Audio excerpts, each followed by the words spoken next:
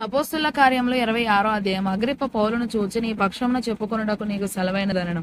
అప్పుడు పౌలు చేయి చాచి ఇలాగు సమాధానము చెప్పసాగాను. అగ్రిప్ప రాజా, తమరు యూదులలో ఉండు సమస్తమైన ఆచారములను వివాదములను విశేషముగా ఎరిగిన వారు గనక యూదులు నా మీద మోపిన నేరములన్నిటిని గూర్చి నేడు తమరి ఎదుట సమాధానము చెప్పుకొనబోచున్నందుకు నేను ధన్యుడనని అనుకొనుచున్నాను.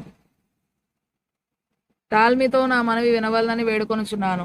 మొదటి నుండి యెరూషలేములో నా జనము మధ్యను బాల్యము నుండి నేను బ్రతికిన బ్రతుకు ఏలాటితో యూదులందరూ ఎరుగుదురు.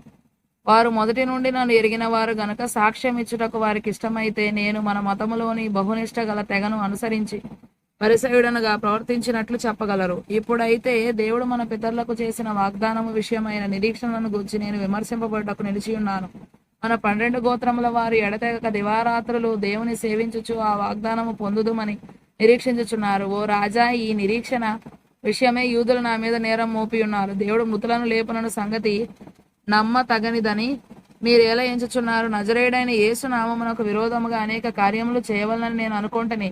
యెరూషలేములో నేను అలాగు చేసితిని. నేను ప్రధాన యాజకుల వలన అధికారము పొంది పరిశుద్ధులను అనేకులను చెరసాలలో వేసి వారిని చంపినప్పుడు సమ్మతించితిని.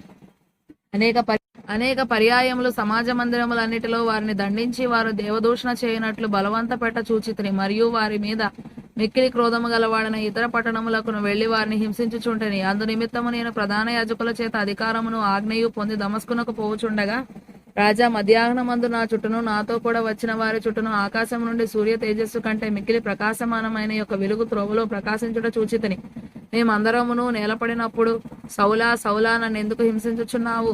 మునికోలలకు ఎదురు తన్నుట నీకు కష్టమని హెబ్రీ భాషలో ఒక స్వరము నాతో పలుకుట వింటిని. అప్పుడు నేను, ప్రభువా, నీవు ఎవడవని అడుగగా, ప్రభువు, నేను నీవు హింసించుచున్న యేసును, నీవు నన్ను చూచియున్న సంగతిని గూర్చియు నేను నీకు కనబడబోవు సంగతిని గూర్చియు నిన్ను పరిచారకునిగాను సాక్షినిగాను నియమించుటకై కనబడి ఉన్నాను. నీవు లేచి నీ పాదములు మోపి నిలువుము.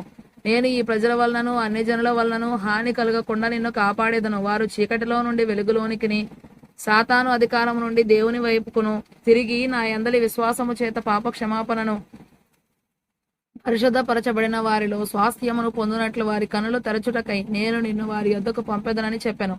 కాబట్టి అగ్రిప్ప రాజా, ఆకాశము నుండి కలిగిన దర్శనమునకు నేను అవిధేయుడను కాక మొదట దమస్కులోని వారికిని, యెరూషలేములోను, యూదయ దేశం అంతటను, తరువాత అన్ని జనులకును వారు మారుమనసు పొంది దేవుని తట్టు తిరిగి మారుమనసునకు తగిన క్రియలు చేయవలనని ప్రకటించుచుంటిని. ఈ హేతువు చేత యూదులు దేవాలయంలో నన్ను పట్టుకుని చంపుటకు ప్రయత్నము చేసిరి. అయినను నేను దేవుని వలననైనా సహాయము పొంది నేటి వరకు నిలిచి ఉంటిని. క్రీస్తు శ్రమపడి మృతుల పునరుద్ధానము పొందు వారిలో మొదటి వాడగుట చేత ఈ ప్రజలకును అన్ని జనులకును వెలుగు ప్రచురింపబోవునని ప్రవక్తలను మోషేయు ముందుగా చెప్పినవి కాక మరి ఏమీ చెప్పక అల్పులకును గనులకును సాక్ష్యమిచ్చుచుంటిని. అతడు ఇలాగు సమాధానము చెప్పుకొనుచుండగా, ఫేస్తు, పౌలా, నీవు వెర్రివాడవు, అతి విద్య వలన నీకు వెర్రి పట్టినదని గొప్ప శబ్దముతో చెప్పెను. అందుకు పౌలు ఇట్లనెను, మహాఘనత వహించిన ఫేస్తు, నేను వెర్రివాడను కాను గాని సత్యమును స్వస్థ బుద్ధియు గల మాటలనే చెప్పుచున్నాను. రాజు ఈ సంగతులు ఎరుగును గనుక అతని ఎదుట నేను ధైర్యముగా మాట్లాడుచున్నాను. వాటిలో ఒకటియు అతనికి మరుగై ఉండలేదని రూఢిగా నమ్ముచున్నాను. ఇది ఒక మూలను జరిగిన కార్యము కాదు. అగ్రిప్ప రాజా, తమరు ప్రవక్తలను నమ్ముచున్నారని నేను ఎరుగుదును. అందుకు అగ్రిప్ప, ఇంత సులభముగా నన్ను క్రైస్తవుని చేయజూచుచున్నావే అని పౌలుతో చెప్పాను. అందుకు పౌలు, సులభముగాను దుర్లభముగాను తమరు మాత్రము కాదు, నేడు నా మాట వినివారందరూ ఈ బంధకములు తప్ప నా వలె ఉండునట్లు దేవుడు అనుగ్రహించుగాక అనెను. అంతట రాజును అధిపతియు బెర్నీకేయు వారితో కూడా కూర్చుండిన వారును లేచి అవతలకు పోయి, ఈ మనుషుడు మరణమునకైనను బంధకములకైనను తగినదేమియు చేయలేదని తమలో తాము మాట్లాడుకొనిరి. అందుకు అగ్రిప్ప, ఈ మనుషుడు కైసరి ఎదుట చెప్పుకొందునని అనని ఎడల ఇతనిని విడుదల చేయవచ్చునని ఫేస్తుతో చెప్పెను.